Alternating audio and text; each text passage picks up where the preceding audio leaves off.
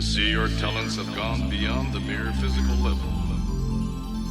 Your skills are now at the point of spiritual insight. I have several questions. What is the highest technique you hope to achieve? To have no technique. Very good. What are your thoughts when facing an opponent? There is no opponent. And why is that? Because the word I does not exist. A good martial artist does not become tense but ready. Not thinking yet, not doing. Ready for whatever may come. When the opponent expands, I contract. And when he contracts, I expand. And when there is an opportunity,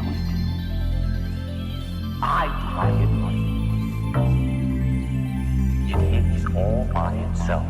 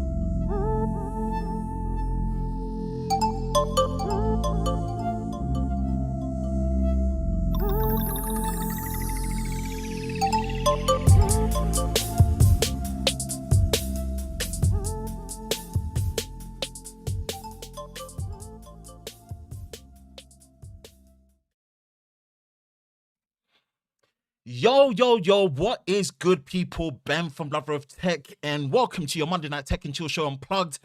And we are, of course, live. Oh, yes, it's another Monday, closing it out for the month. It's the third Monday of the month, I believe. Last but one. 28th Monday is the last of November for the Monday, and then we're into December. Wow, into the last year of 2022. And it's safe to say that 2022 has flown by, but I'll say this right now, it don't get better than live stream night, and we are going to be talking about all things related to the latest news in the world of tech, and it's semiconductor, it's chipset fun, it's chipset time. MediaTek and Qualcomm are really coming out and showing what they're going to be bringing for 2023 when it comes to the Android smartphone space, as well as even tablets. And boy, it's going to be a heated one because we are going to be talking about the Snapdragon 8 Gen 2 versus the MediaTek Dimensity 9200 tonight. We're going to break down each chipset, what they've offered at each of their conference, what we're expecting to see, and what that could mean for next year for 2023. And overall, what it could also mean as well for your smartphone and which one could dominate, as well as possibly dominate. We did some reaction videos, meaning we're going to do some recap videos for what's happened so far in the past week for all things Lover of Tech media related across all the platforms that I do create content and videos for. Whoo! But without wasting much time, let's get into the comments and say hi to everyone. I'm seeing what's good in there. The underscore kid, that underscore kid, underscore that will, starting soon. 1 minute left. Yes, we have started. The man, the fire, the Jimmy, the fire, the dragon himself. What's good, Jimmy? One of the regulars, usually always part of the live squad, on time and never misses a beat when it comes to supporting the Tech and Chill Show Unplugged. Usually that is meant to be on a Monday night. And the homie, technically T, I mean, nah, T, you know, yeah, you added a bit more than usual. You added a bit more than usual. Well, is that like a late payment fee? You know how, so I don't know about how it works in America, like, but in UK, if you're network carrier, if you don't pay on time, they stick a network what do you call it, late payment charging you. Hey, I didn't do it. I didn't tell him to put an extra $10 on top. But shout out to the homie Technically T for the $50 super chat, my bro. I don't know how you do it. I don't know how you do it. Like I'm missing your streams because of the time difference and stuff, but I make sure that I'm one of the members in there. So, bro, I always appreciate the support, man. Always appreciate the support. Everyone that directly supports the channel, especially via super chats, I always say that you are the motivation as to why I always push myself to do my live streams on a Monday and as consistently as possible, unless I have any legitimate reasons not to be doing it. I'm always going to be making sure that I'm pushing myself to do it. And T, I really appreciate you know me. I'm gonna let it sit there and let it marinate so people can really see that I do appreciate this. And I keep saying this, man. Look, one of the things I'm gonna do in the new year is really put effort into making sure that you members have your say in terms of direct support to me. I will create memberships. As well as creating memberships, I will make sure that we're doing member streams. I'm thinking of doing a once in a month member streams where we just go all out, chill, pop a little something to drink, kick back, relax, and enjoy. I really appreciate that, T. Thanks for being here. We're gonna have some fun tonight. 17 concurrent reviewers so far. We've shared it out on Twitter and socials. Make sure you share it out as well. That we are, of course, live. How are you all doing? We're doing good. Hey, T. Hope you're all staying hydrated. Yes, we are. We've got the big buckle. Big buckle. As per instructions, staying hydrated, baby. Yep, third Monday of the month. Crazy. Yeah, you too stay hydrated, Alpha Zone. Yes, Devi Lefty, I'm here. Thank you for being here. I really appreciate it. Shout out to the homie TC saying that don't be a little B Monday. Yes, indeed. Samsung. Yeah, the difference between the American time zones and the GMT Greenwich Mean Time is crazy. Yep, all the way up to 8 or 9 hours, depending on daylight saving and the times that we're actually doing what we need to be doing. Whoo! Thank you all for being here tonight so far. We won't really waste much time. It isn't really like a special edition live stream as we do that can stretch as good as 4 hours or plus. This is your usual 1 hour Tech and Chill show unplugged on a Monday night where we pretty much go through all the latest topics in the world of consumer electronics and all the things that we do indeed talk about when it comes to the smartphone world in a week. And this week has been chipset war. Oh, all the chips.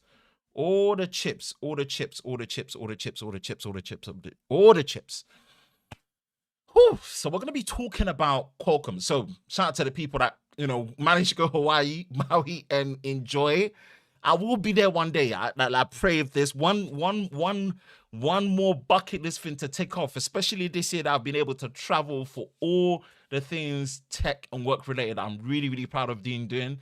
I mean, one of my guys, Cayman, aka Mr. Dave's Basket, asked me a question of what was the highlight of Lover of Tech so far, and I said, I'll be honest with you, being able to tick off all the tech events on a global scale that make up the scene that I cover, CES, MWC, and E for this year, it's a dream come true for me. Everyone has a dream, and I always say that dreaming big is one thing, but let the dream have meaning and significance to what you want to achieve. And that's been one of the things that's meant a lot to me, so yeah, shout out to everyone I went to the Snapdragon Summit, but everything we know when it comes to the Snapdragon Summit is all to do with Qualcomm announcing their latest flagship chipset, system on a chip, which in this case is, of course, it's gots to be.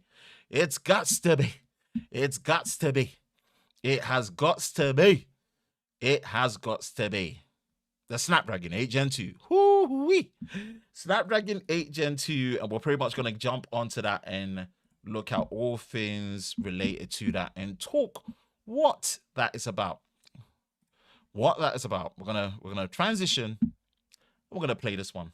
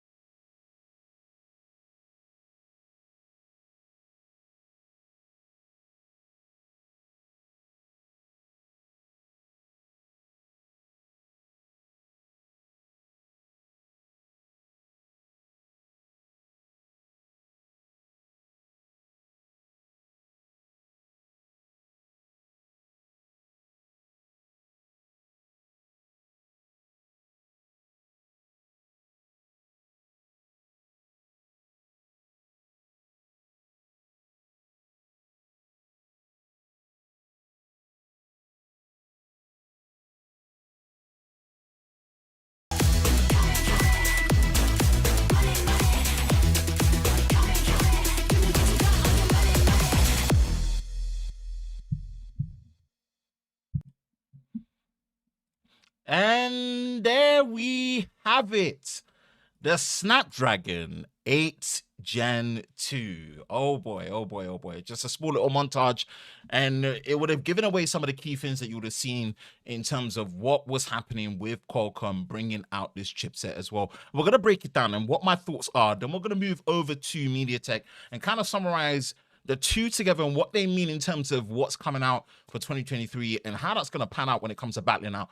And we'll do the content recap, Q&As, and a couple of surprises as well that I'm really looking forward to. Obviously, the World Cup has started, and it should be fun as well. AI. So all things related to Snapdragon 8 Gen 2. We know that Qualcomm went through the renaming structure away from the 888, that what they did before with the 888. They moved to what they decided to call the 8 Gen 1, and then obviously they had a refresh for the 8 Plus Gen 1, which obviously moved from Samsung's 4nm process on the 8 Gen 1 to TSMC's more efficient 4nm process on the 8 Plus Gen 1, which saw a huge difference. For a mid-cycle refresh, it's probably one of the biggest refresh differences that we've seen in a long time across the board. But the 8 Gen 2 is here, and what this should be on is TSMC's second generation fabrication process of their 4nm process, and this should be very interesting. And obviously what we're seeing everything based around is AI, 5G, and new connectivity, as well as obviously optimizing a new formation. Okay, it's going to be very interesting to see how that plans out, but we will break it down and we will show you what's good and what's here. Groundbreaking artificial intelligence. Now, again, I don't know how quantifiable this is, but they're talking about a 435% increase from before in terms of AI calculations, based on their tensor calculations and tensor cores that they've done. They've actually dedicated a whole hexagon-based 6-part processor that's built on the system on a chip in there as well, which is going to be very interesting. Gaming performance increase with their new Adreno 740 GPU, 25% faster rendering, as well as obviously features like hardware-based ray tracing, fully accelerated, and even support for things like Unreal Engine 5, which is going to be very interesting. So ingenious capture, you've got an always sensing camera, which I was a bit skeptical when it came to security, but I think Michael Fish is the one that demonstrated it well. An always on camera or always sensing camera that is good for things like scanning QR codes very quickly without having to open apps and stuff. Very interesting. Accelerated performance when it comes to their Cryo GPU, 8-core based 4nm second generation. And it's going to be very interesting how they've done this, because they've changed the formation, but they're boasting some good peak performance with the new Cortex X3 core, going all the way up to 3.2 gigahertz, up to. Then you've got 5G, which obviously is based around their AI technology with the new X70 5G modem. And they do have an AI accelerated processor built into the X70 modem, which is already built onto the system on a chip. That is the 8 Gen 2. It's going to be very interesting. And obviously what Qualcomm have got is their dedicated Qualcomm Fast Connect 7800 mobile connectivity system, which boasts commercially first available Wi-Fi 7 high bandwidth HBS multi-link, low latency, and it is a good increase over Wi-Fi 6 and 6E, which should be very, very good to see. All right. Let me see if I can find where's the product briefing. Does it even show the formation of the chipset? Okay, we got it right here. We're gonna go here. Now, what's going to be very interesting, if we focus here on the CPU, right? It's kind of like one of the things that we understand the most. Here's where the CPU looks really different. Traditionally, on your octa-core 8-core based designs, what was usually, okay, if we look at the 8 Gen 1 and 8 Plus Gen 1, you had one prime core, then you had 3 performance cores, and you had 4 efficiency cores, total to 8. But what they've done is it's much like how a football manager would, change the formation of the team, where whether it's 4-2-2, 4-3-2, 4-1-2, or 4-5-1, they will change the formation. Qualcomm have changed the formation of how these cores are situated and behave. You still have a prime core, so that's been upgraded from the X2 to the X3 core. That's a new core that references the design from ARM and obviously repackaged for what Qualcomm are calling their Cryo CPU. That can boost all the way up to 3.2 gigahertz now. Really, really good. X3 technology, as stated right there. Then instead of having 3 performance cores that really carry that mid-level, heavy load, around the waist, performance, you've got, instead of 3, you've got 4 now, right? That can go up to 2.8 gigahertz. And then you've got 3 efficiency cores that really deal with the low power stuff. That is based on the A510 cores, but a revised version of the A510 cores. And then that actually goes from 1.8 to 2 gigahertz. What's very interesting about what Qualcomm have done is, with those 4 performance cores, they are actually split into 2 banks. Why are they split into 2 banks? 2 of them have the latest A715 cores from ARM. They only deal with 64-bit operations, right? And then the other 2 are actually based on the previous A710 cores that also deal with 32-bit operations. Legacy. All of them are clocked at 2.8. But I think what Qualcomm are doing is they're going for a mix of raw performance while still keeping compatibility with apps that maybe still support and run on legacy 32-bit operations, which is obviously very interesting and very, it's a bit left field and surprising that they've not fully dipped all the way into 64-bit only, which is very interesting. Obviously, with the Adreno GPU, the graphics processing unit, you do have real-time hardware accelerated ray tracing support, post-processing accelerator. You've got the HDR standards that you can support there with Rec 2022, HDR10, 10-bit color, and you do have Vulkan 1.4 support. And of course, in terms of the hardware accelerated H.265, HEVC, and VP9 decoder, that's there as well. And you've got the playback for all the industry standards of HDR, HDR10 Plus, HDR10, hybrid log gamma with HLG, as well as Dolby Vision, which is very, very interesting. Charging quick charge 5.0 technology. And then you've got support for LPDDR5 XRAM, which can go up to speeds of 4200 megahertz.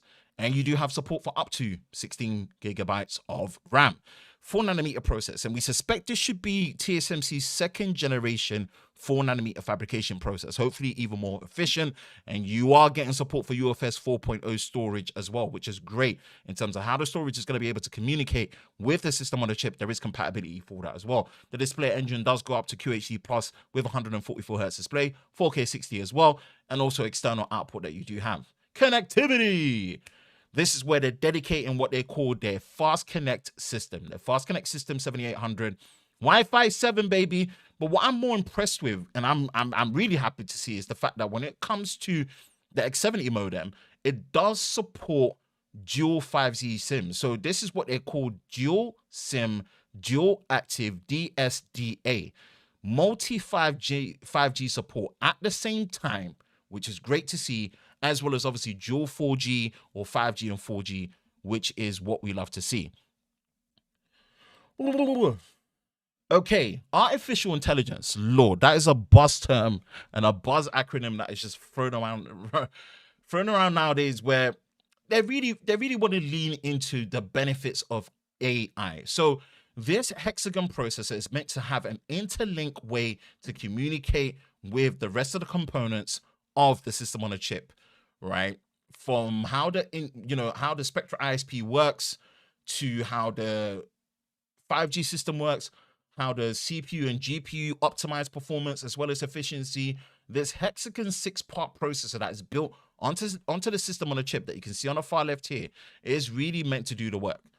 Again, AI is a very hard thing to really quantify, but it looks like Qualcomm are really leaning into it to make sure that you are getting the best experience.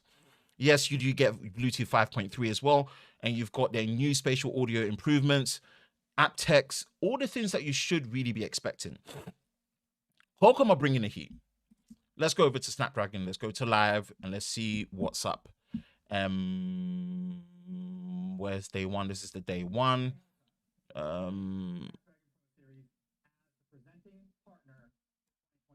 Okay, let's go back. Let's go back. They've chaptered this. Shout out to Qualcomm for chaptering this, man. I appreciate that. 8 Gen 2. Gen 2. So let me try and go to where they did the formation of the chipset. Okay, I think it's around here. So this is exactly what I was referring to. In terms of the chipset formation, you'll probably be able to see it enough here. Prime cores right here. You've got the 8 megabytes of level 3 cache, 3.2 gigahertz. This is the switch up that I just find very interesting that they've done this. I find it very interesting that they've done this. And in terms of what they're doing, in terms of the proficiency of power to performance draw. They're seeing up to 35% faster performance, but 40% greater efficiency. I just want to reference that this is compared to the 8 Gen 1. That's on Samsung's 4nm process. This is not compared to the 8 Plus Gen 1. So whatever references that you're seeing here, this is against the 8 Gen 1, right?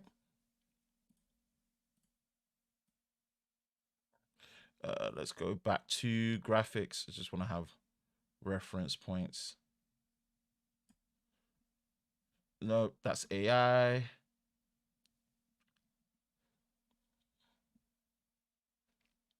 Graphics. Where's graphics? Spectral ISP. AI processor.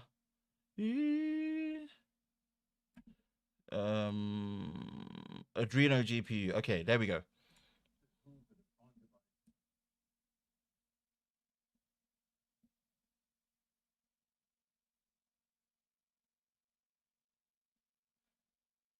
There we go. So graphics-wise, this is what they're stating with the Adreno GPU. Again, 25% increase in graphics performance, but 45% improvement in power efficiency. These are still very, very, very big claims. Overall, what Qualcomm are indeed bringing out with this 8 Gen 2 is mighty impressive. We go back and we see what they're doing in terms of the camera performance, right? What they really want to actually do is eliminate shutter lag. They really want to eliminate shutter lag, and shutter lag is something that they seem to really be hitting on. If you look at what the camera does, right, you're talking about the Qualcomm Spectra ISP image signal processor, where they're saying that you can support up to 32 megapixel triple cameras at 30 frames a second with zero shutter lag. 64 plus 36 megapixel dual cameras at 30 frames a second with zero shutter lag.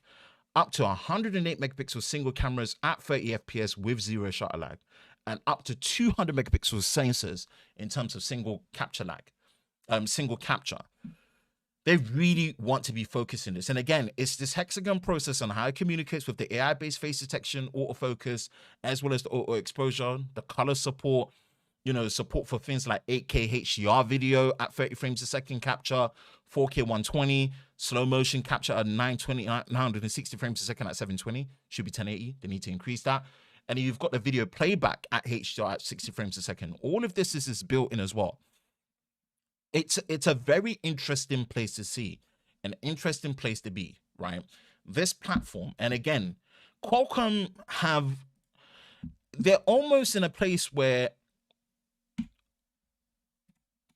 they almost have nothing to prove. Almost. I always say almost because you can never have nothing to prove, right?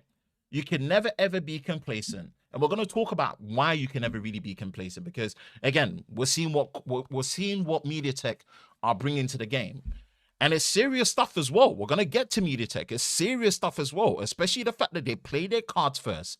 It's serious stuff what they're bringing out. But Qualcomm have a great track record. Let's be honest. They've had certain blips, and very, very minor blips, but their blips haven't been anywhere near as consistent as Exynos. Let's just put it out there, right? I know that's the elephant in the room that we're going to be talking about, but I think it's going to reference to that as a last point, because what Qualcomm are bringing here really shows that they're putting their foot on the gas. That Adreno GPU is looking mighty beastly, even without the feature sets. Even if we're not looking at the feature sets, this Adreno GPU is going to be kicking butt. It's going to be bringing the fight, and I promise you, it will even be bringing a fight to currently what Apple have, which is their best with the A16, right? What Qualcomm are bringing here is really, again, showing that, yes, as much as it's a refined upgrade and it's not in a completely different manufacturing process, like a 3nm process, which, again, TSMC is carrying the whole fabrication industry on its back at the moment, right? Even beyond what global foundries are doing, way beyond what Samsung are doing now, which is crazy, way even beyond Intel, right? TSMC are really carrying the back. But this, what I'm seeing from the Snapdragon 8 Gen 2, kind of pretty much solidifies what they've got going and how things are going to be looking for them when it comes to 2023. Here's why.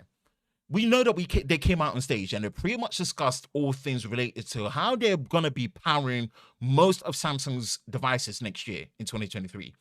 This is going to be a very interesting place to be. But what's even more interesting place to be is obviously Snapdragon and Qualcomm have their Pro series, right? Esports is up on the rise. Mobile gaming is still up on the rise. I'm not much of a mobile gamer myself. I'm going to be very honest with you.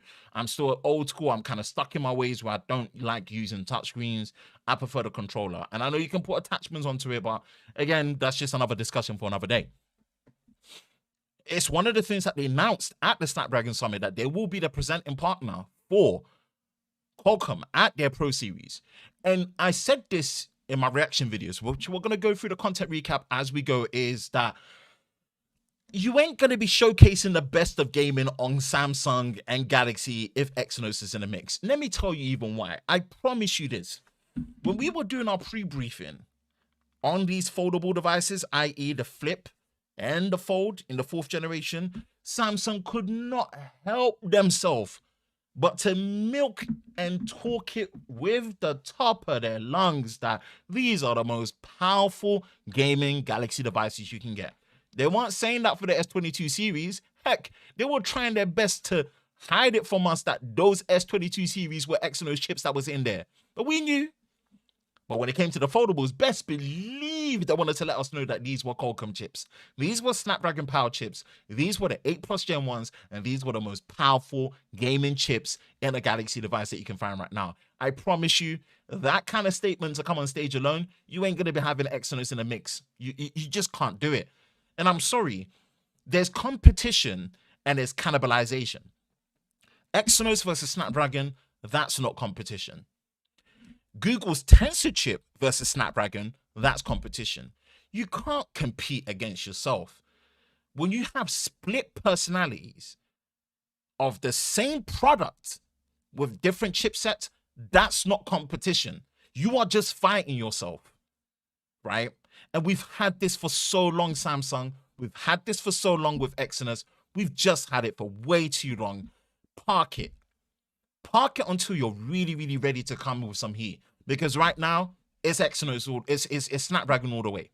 Exynos all the way, Lord. It's Snapdragon all the way. And it gives me hope. It gives me hope that traditionally, guys like us, people like us in UK and Europe that have been served the lowest bottom barrel part of the Oliver Twist meal, that we are finally going to experience Snapdragon only on Samsung's S series flagship devices, just like what we do on foldables. That is what really, really, really gets me excited about the 8 Gen 2. Because for someone like me, everyone would talk about efficiency, battery, camera. I care about just having the best camera experience on my smartphone. I just really do. And I've just been exposed enough to see the difference between a Snapdragon chipset ISP and an Exynos chipset ISP on the same phone, enough for me to realize that this ain't it, Chief. This ain't it. It's just not it. And I was hand on heart, one of those people that made a big deal out of it. It doesn't matter. The average consumer's not going to notice. But I always come down to the principle of the fact that if we're always going to be using the average consumer's not going to notice as a bottom line excuse to let companies that you know they should be doing better and are still charging a lot more not do it, then there's no point in us being reviewers that will either critique or an audience that's really going to call out certain things that should be a certain way. If the price ever reflected that change in variation from what we experienced in the past, great. That's different. We'll vibe with that. We'll vibe with that. It ain't been that. It ain't been that. We're being served the dish and paying the same. Like, come on, bro. It ain't it. That's what gets me excited about the 8 Gen 2, right? It's not because there's some major groundbreaking leap. Because if we actually compare it to the 8 Plus Gen 1, I don't think the variation in efficiency claims for all these numbers that they're talking about, 25% increase, 35% increase, 40% efficiency, 45% efficiency would be there. But if we're still comparing it to the 4nm process of the 8 Plus, of the 8 Gen 1, right, from Samsung, then this is a great leap forward. And it's a greater leap forward for them to park their Exynos counterpart, that defective counterpart, for us to finally get Snapdragon across the board. So for this reason alone, Qualcomm, thank you. Thank you. And Samsung, you know what? Thank you too for letting your pride and your ego down, to let Exynos chill out for a bit. You done tried. You can come back again maybe after 3-4 years when you've really put your foot down and made things actually work.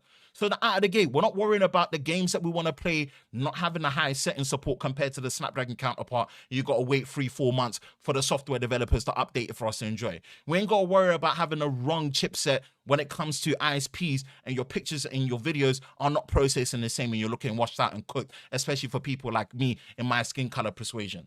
We're not having to worry about battery efficiency when it comes to power draw, right? Allow us at least 3 years to half a decade to enjoy the consistency that we've been wanting on your S-Series flagship for the next 5 years, right? That in itself, to me, is the biggest potential win that we're going to see with the 8 Gen 2. And February's not that far off. That's when we should be seeing the Galaxy S23 series. It's like clockwork, people. And if we can see that and experience it, boy, bring it. I'm going to be it. I'm happy with it. And I'm going to be the one to be frontline testing it and ready. Whew. That's the news on the Snapdragon 8 Gen 2. All right, let's jump into the comments. Oh, I kind of low-key went off. Anyone else here from Juan's Some Gadget Guys Q&A stream earlier? No. Fingers crossed it doesn't turn into an overheating beast. Absolutely. And, you know, TSMC are good like that. I promise you.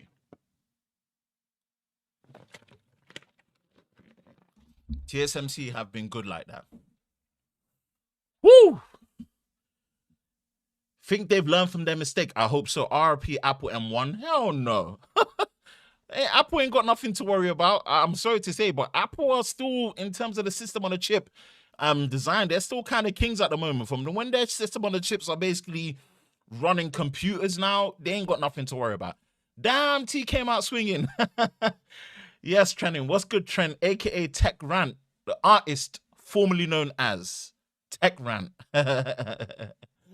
Always gonna call you Tech Rant, baby. You are the artist formerly known as Tech Rant. Even though I'll be getting a Wi-Fi 7 coverage in the next 2-4 years in UK, insert a very sarcastic, we're late to it in the UK.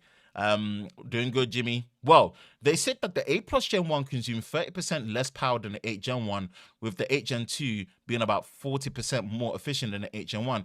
It should be more efficient than the 8. It should be even more efficient than the 8 Plus Gen 1. Yeah, of course it will be. It's on the second generation fabrication process, so it should be. And the benefits of the new Cortex X3 core and the A715 cores for the performance cores, it does come with that benefit as well.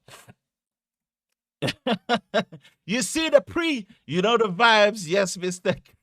Bailey, aka Portland, Jamaica, in the building, my guy. Appreciate you being here. Protect Bailey at all costs. You know how it is. And they say, yo, I'm at work. I'm sorry I'm late. No problems, Johan. Appreciate you being here regardless. Love it, the fact that you're here and you made it. Appreciate you being here. I think 12% more efficient than the 8 Plus Gen 1. Hey, it's going to be more efficient. I just wanted to put a disclaimer out there that this is really compared to the 8 Gen 1 that they're comparing it to. So if you were thinking it's against the 8 Plus Gen 1, it ain't that cheap. 8 Gen 1 on a 4nm process from Samsung. Hey, Trent, hey, T. Bailey, Portland, Jamaica sensation. You know it. MediaTek was no match to Snapdragon this time, and this was only because Snapdragon lost the race with Samsung's foundry, and then MediaTek caught up in time. Okay, don't count MediaTek out yet. It's a versus tonight. We'll talk about, break it down. MediaTek, and it says Samsung. Snapdragon 8 Gen 2 is better than the Dimensity 30. Hey, hold on a minute. Don't count my guys MediaTek out yet. Don't rush. But MediaTek definitely going in with the right direction. They say I like that, Stanley. Man, put some respect on his name. Exynos all the way. That's sarcastic. I just copped the Fold 4, loving it so far. Battery life is a little bit better so far. I need to let it learn my usage. So yes, you do. Say it loud. Of course, happy to see y'all. You're going to be getting a Snapdragon as well on the S series. Damn straight we should be. Long overdue. Exynos is pretty much the only thing that stopped me from buying Samsung phone again, coming on the OnePlus 7 Pro. OnePlus 7 Pro is peak and the best from OnePlus, period. The only thing is the brand don't say is or announce the maximum charge cycles of the chip supports. No, they don't. I think the components in the chip would last for over 5 years easily. Yes, sir. Yes, I can't wait. Exynos used to be better than Snapdragon back in the day. And I mean, back in the day was back in the day, people. Back in the day was hella back in the day. It's so back in the day now. It's a different time. Like, we're so past it. And I actually, funny enough, made a video about this. I did make a video about this. Tell them. Exynos in 2025 might be good since they're working with Google and AMD, and it also leaked to be a 10 core. Yeah. Just park it till then. When you're ready and you sort it out, good. About to share the stream to my Twitter and also tag you, Ben. Appreciate it, man. Thank you, my man. You have to say that the Black Friday deals on the likes of the Fold 3, I haven't. Next year, Android phones will go Heisenberg mode, aka Mr. Z Tech Care. What's good, homie? Still in Italia. Enjoying Italy as it is, man. I wish I could join you, but I can't. But hope you're having a good time, and I will see you next year by the looks of it, bro. No Z Tech, no more quesadillas. Oat milk. Oh, man, I'm not going to hear that annoying in public, like live anymore. Damn it. Next year, the menace returns. Do you think they'll ever announce the max charge cycles on these chips? No, I don't think they would. I don't think they would. It's a boring statistic. They don't announce boring statistics. Boring statistics. Oh gosh, say it fast 3 times. Statistics. Usually get point asterisks below, right? Exynos is taking a vacation. Exynos probably needs to retire. Benjamin is spitting. I'm trying to, Pat. I'm trying, you know. I'm trying to spit a couple of bars, let the people know what's good, you know, talk with them. Make it exciting as per usual. But you know what? Snapdragon all in, especially on the Samsung devices. Come on, man. It's going to level playing field for us lot in Europe. You know? Mobile chipsets have come so far. And if there's testament to that, I'll be very honest with you. The one company that has really proved how far mobile chipsets have come is Apple. Bro, I just want to let people emphasize that Apple are effectively using smartphone design chipsets to run their computers. And these computers are running rings around fully custom built desktop PCs. I'm testament to that. My desktop PC is only for Monday nights like this. That's it. That thing don't get turned on. All because of my base level M1 Pro 14-inch MacBook Pro. I will still never get over how happy and annoyed I get at that. But I'm happy more than less. It saves me a lot of electricity, much quieter environment. And Apple have really showcased that. Give it a Fire Dragon, finally getting a holiday. How you doing? Absolutely looking forward to tag teaming. MWC should be fun. Also, hello everybody in the chat. Shout out to the homies Z Tech Care. Barcelona, baby. Cannot wait for MWC. More people are going to be on MWC this year, bro, because they saw us last year. We were the brave ones. We went out and they saw Barcelona is the place to be. Exynos does not need a vacation. They need to clean out their desk. He said it. He said it. He damn well said it. All right, people. We're gonna get into the next part of this live stream, which is all to do with the guys over at MediaTek. And with MediaTek, we're gonna pretty much play this out and see what's popping and what's good with the guys over at MediaTek. Let's go.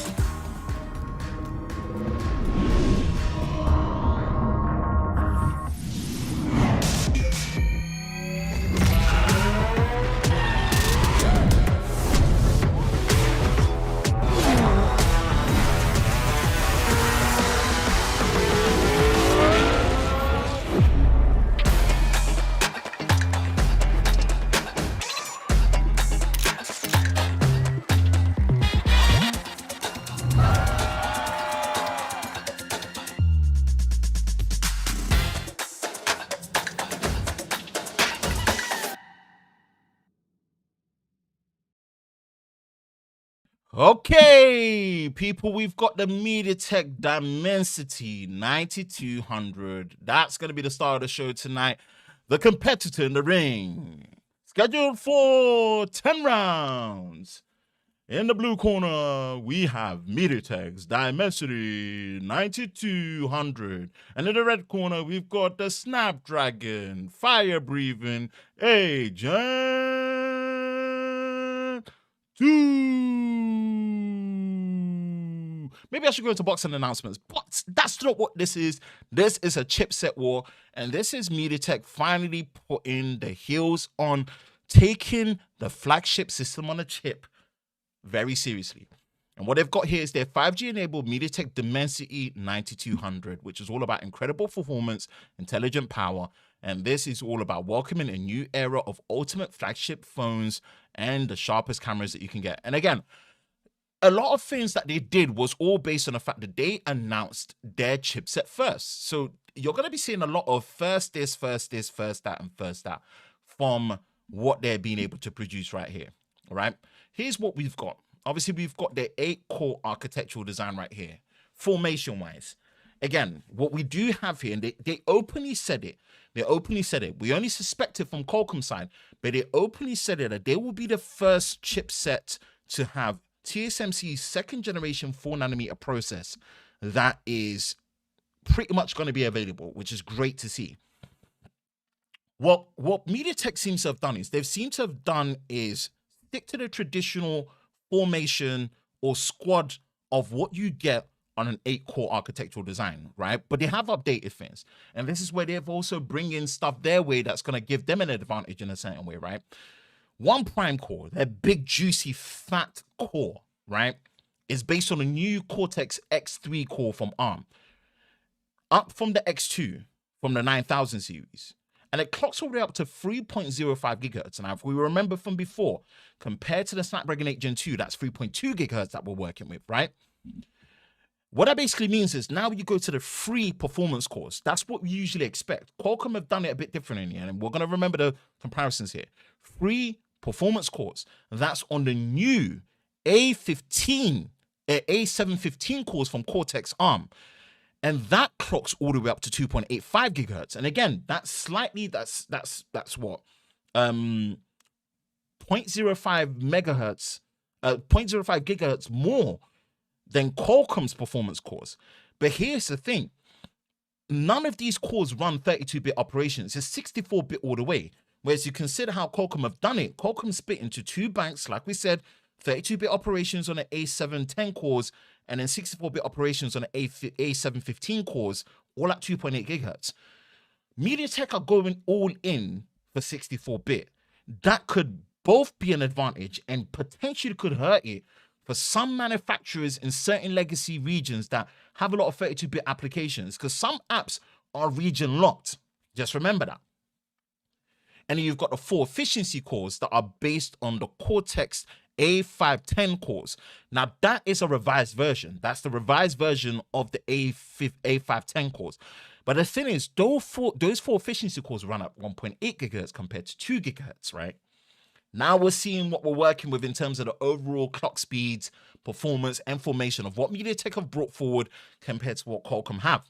Again, level 3 cache is at 8 megabytes, and you've got secondary level cache at 6 megabytes. You do have support for LPDDR5X RAM. You've got obviously the mega transfer speeds as well, up to 4200 megahertz. And you've got UFS 4.0 storage as well, which is lovely to see.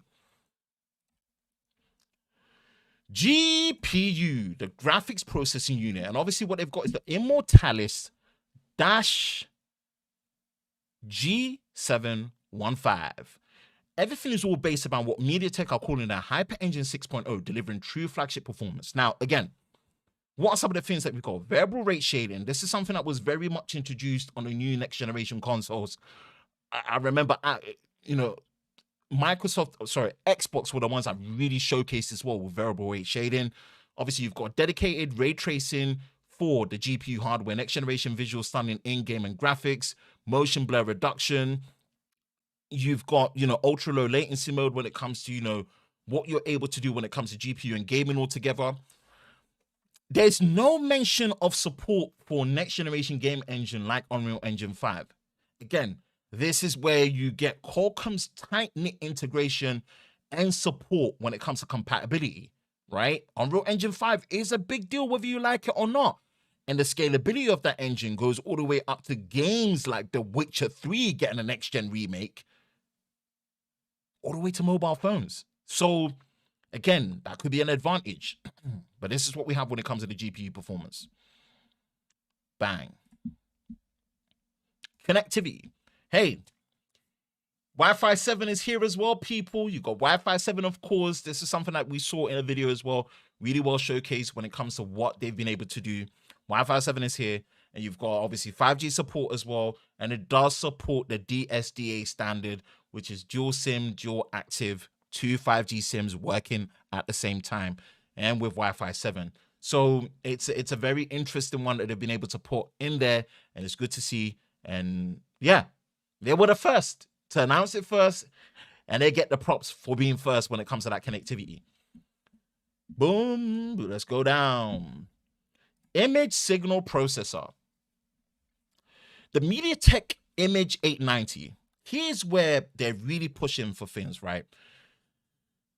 For my main focus from what they saw, I saw that their focus was really based on actually bringing usable 8K video footage. So what they're looking to really be doing is better, more stable 8K video at 30 frames a second with stabilization through advanced electronic image stabilization, EIS, without a crop. Oh, excuse me. That's going to be very interesting. And obviously what it says, the world's first RGBW sensor natively in there, which gives 30% more light sensitivity and 34% better power efficiency and better HDR performance and whatnot, which is going to be very interesting to see how they do in terms of capture and stream HDR video to multiple cameras. And display engine, of course, you do have the display engine that supports up to like HD, up to 240 frames a second displays and whatnot. And obviously, you've got their MediaTek AI GPU, APU, Accelerated Processing Unit, apologies, which is going to be very interesting. The APU 690 that they've got going right there, which is lovely to see. All right. What does that all culminate to? This is where they're really pushing things about the performance. 10% better performance in terms of obviously what they've put there. Specifically, they've even put Geekbench 5.0 on there as well. But 25% better efficiency when it comes to the power draw on the CPU. Now, performance for the GPU, you can see it, the Manhattan 3.0 benchmark right there, 32% increase right there. And it's having 41% power efficiency when it comes to power draw as well. And you've got a performance where you've got the ETHZ 5.0 benchmark. And you've got that with the APU right there. So 3 components where it's got 45% better efficiency with the central processing unit, the graphics processing unit, and the accelerated processing unit having great efficiency and performance increases compared to the 9000 series. 17 billion transistors, better bandwidth in terms of more memory bandwidth, 13% up from the Dimensity 9000. Obviously, you've got that compared to the increase of what you get with the Wi-Fi 6 and 6E with Wi-Fi 7. What else? The GPU breakdown and the formation that we've got right here, 11 cores and Vulkan 1.3 support as well, variable rate shading, hardware-based ray tracing as well, but no mention of Unreal Engine 5. So they just let that sink in for a minute. And obviously they're showing demonstrations of ray tracing as well.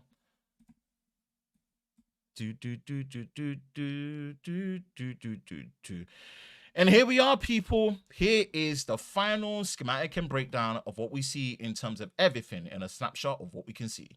Second generation 4nm process, cameras and imaging based on the MediaTek Image 890 ISP, and all AI accelerated on the MediaTek APU 690 compared to what we have with the Hexagon GPU, the Hexagon CPU that we found on Qualcomm's.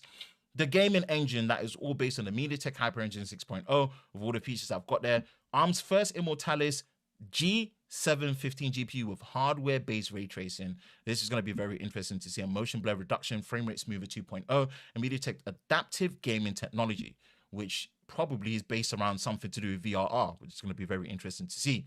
connection everywhere. Wi-Fi 7, 5G, Bluetooth 5.3 as well on both, just to remember. And you've got the display engine as well, which is really, really interesting to see. But they don't have support for all the industry HDR playback and display like what you do with Qualcomm. What does that mean for MediaTek? And it's going to be a very interesting one.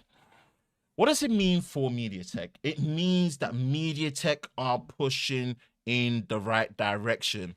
And I'll be honest with you, all of a sudden, MediaTek have come out of the gate swinging, and they are pretty much making themselves seem more relevant than what Samsung have been able to do over how long with Exynos. That, to me, is very telling. MediaTek is getting way more recognition and way more attention than what Samsung got and has been getting with Exynos.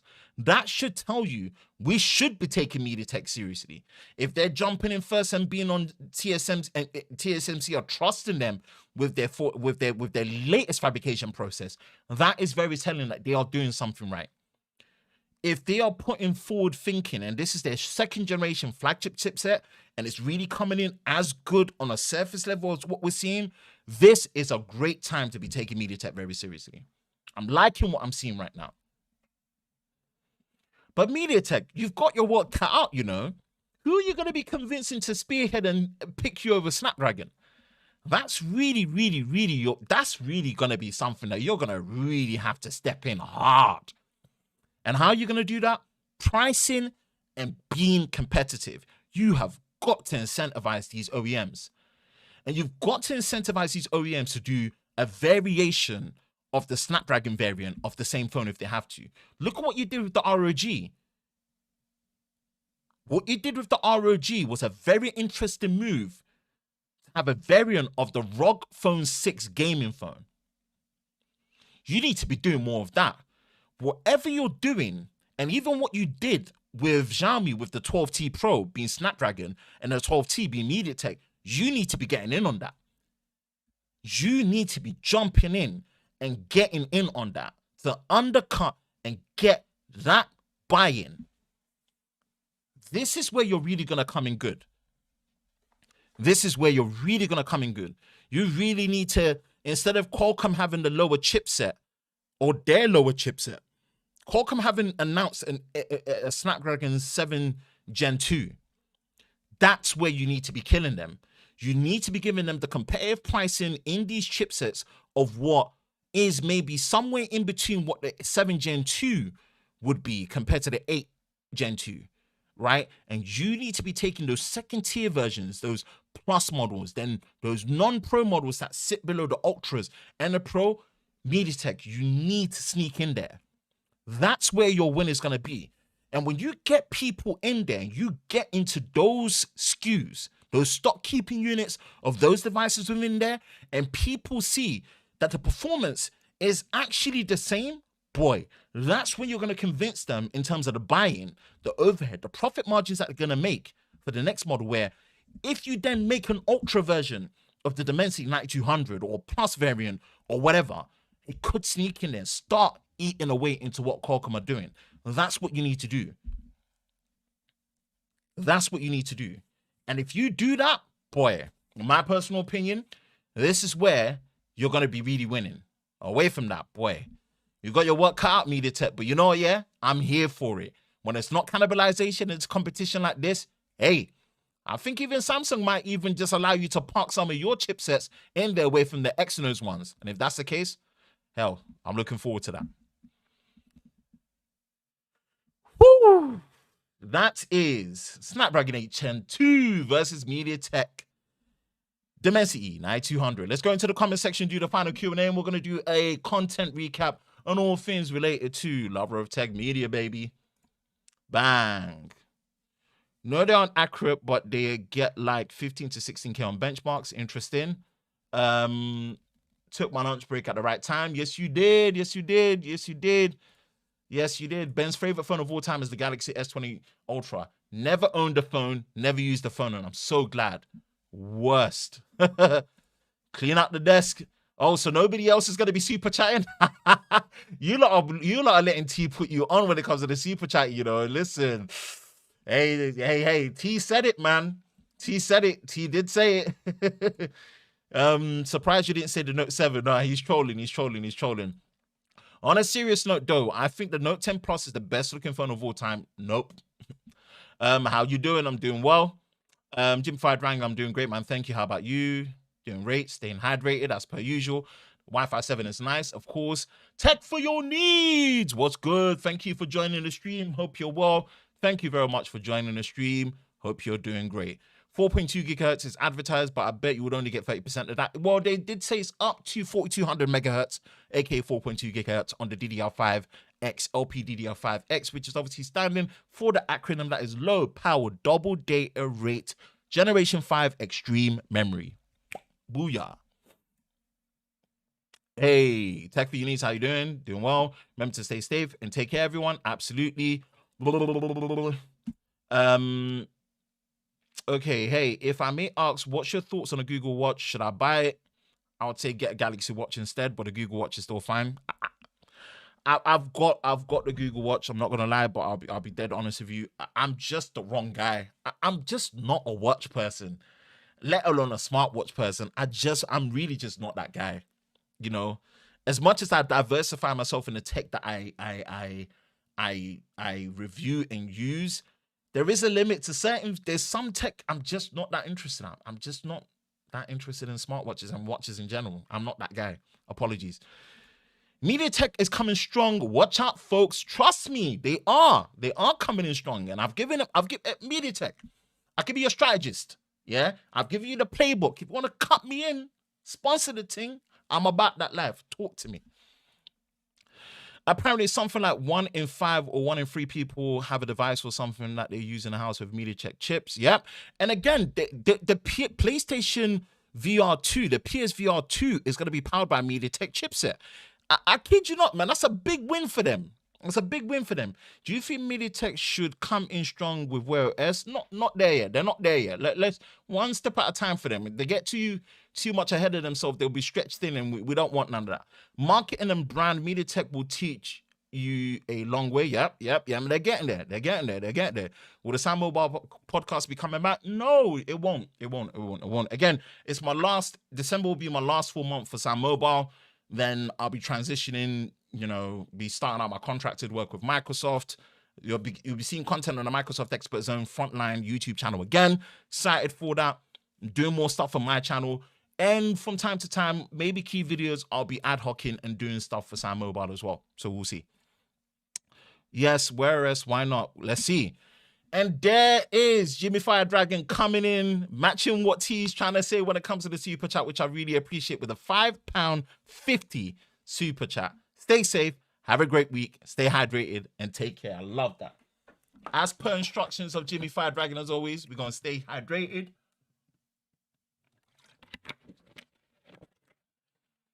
We're going to stay safe, and we're going to have a great week. Really, really appreciate it, man. Like, you lot, man, without you lot, it wouldn't, there would be no Lover of Tech, man. You guys are truly Team TLS, aka the Tech Lover Squad, and I really appreciate that, man. Do you think we should get the Aura Ring or the Circular Ring? Now, you see, smart rings now, I might be interested in that. I might be interested in smart rings. It's so weird, right? I might be interested. Ben be coming out with Microsoft. Yep, we're back. So that Iron Man 2 feels good to be back. There we go. Of course, he listened. He did indeed listen. All right. Let's look at all things related to content recap on Lover of Tech Media. Boom. Here we go. And as you've seen, man, we've been going hard at it. We've been putting stuff out. We have been putting stuff out, man. I'll be honest with you, the reaction videos to the chipset stuff has been slow burners, let's put it this way. The MediaTek Dimensity one was a bit of a slow burner, but it's picked up 1.2k views. I'll take that. Again, we did a Black Friday special for one more. I know I always say this, these dedicated sponsored videos are hard to swallow sometimes. I do have to pray to the algorithm gods for them to be pushed and go through, but take it from me, the support that I get directly from one more really does help. And you know, just watch them. I always try to make them as short and concise and easy to watch as possible. I can only ever ask you guys, watch them anyway, just to help me keep a good relationship with them. Sometimes we've got to do these dedicated sponsor videos. I would love to do them as integrations, but integrations are either no-go or less money. You know, it's a happy medium. And I love One More. They make great products. That's why I rock with them. And they genuinely respect creators enough to want to pay and help. So fully disclose that. And then we talked about, again, a reaction to the 8 Gen 2. So pretty much put it off and said that the 8 Gen 2 kills up Exynos for good. I know it's a bit of a tough one, but I'm telling you, man, the S20 Ultra will be a beast if it's going Snapdragon all the way across the globe. And obviously for me being in the UK and us in Europe, I can't wait for that.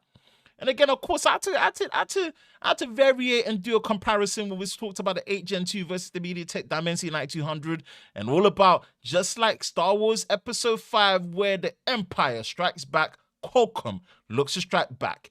And that's what today's live stream is really based on, right?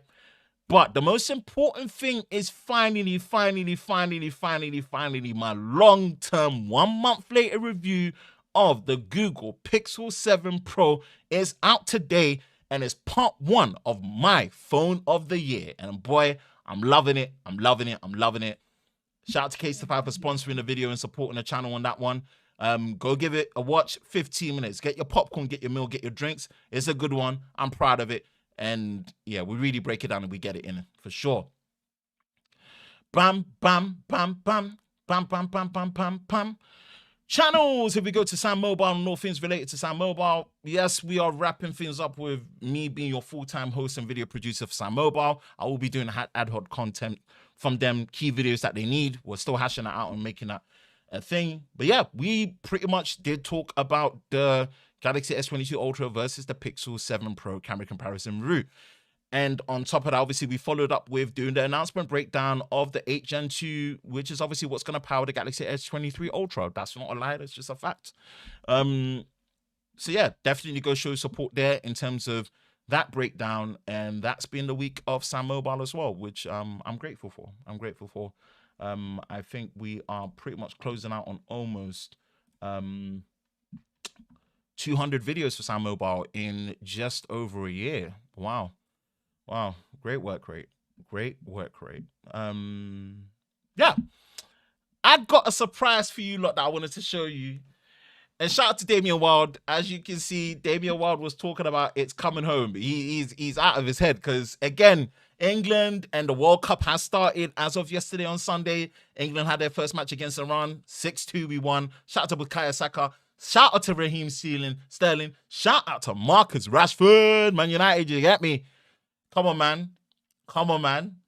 Black excellence right there. Taking it home for England. Bagging in the goals right there. We love to see it. Got it. Wow. Not working with Sam Mobile anymore. Congratulations on Microsoft. Indeed. That is going to be the case. We're transitioning and we're going to go back to doing ad hoc videos. It's coming home. And talk about it's coming home. I want to show you like this. Team Pixel. I got a surprise package that came from Google. And we're going to do an unboxing on this live stream. And you lot are going to see that. Boom! Check this, people. 25th, baby. 25th, we will be at Box Park. We'll be at Box Park. Where is it? Why is it not auto-focusing? There we go.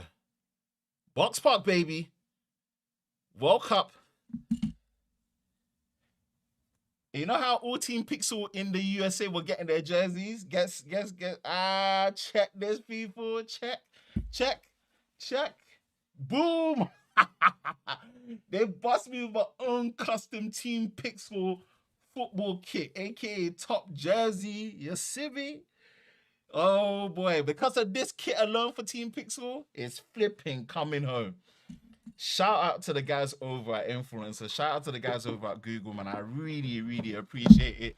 I got my own custom top. We're rocking it Thursday. VIP Box Park, Wembley, England versus USA, 7 p.m. Boy, Friday's going to be a very interesting one, no doubt. It's going to be an interesting one. I wanted to surprise you lot and show you that that's what's coming through. And also Friday, we are going to be streaming a special Black Friday stream in partnership with Xiaomi. I'll be at the Xiaomi HQ in Reading on a Friday, midday, UK time. Tune in. Oh, it's going to be a good one. It's going to be a good one. It's going to be a good one. It's going to be a good one. We're going to be doing a live stream. Friday's going to be a good one. Special live stream with Xiaomi, and also we're going to be at Box Park Wembley VIP with Team Pixel, custom jersey on, watching England versus USA. World Cup's on, baby. World Cup is on. Woof. Let's bring it in. Let's bring it in.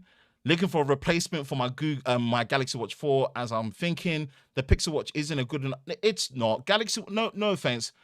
Galaxy Watch 4, in my personal opinion, you're not going to be replacing that watch with a Pixel Watch. We're just not. You're just not going to do that. People like me. Hello, Damien. How you doing? Remember to stay safe, hydrated. Boom, boom, boom, boom, boom. I'm well hydrated. Trust me, he's been backing it. He's been backing it. You have it. Yes. Yes, it's coming home to the Black Stars. I would like to believe that, but let's just manage our expectations. But Black Stars all the way, of course. How you doing? Mate, get me one of them. I swear that I need to find a way for you to get one. I swear. I need to find a way to get one. Actually, Dame, let me know. Can you come down London?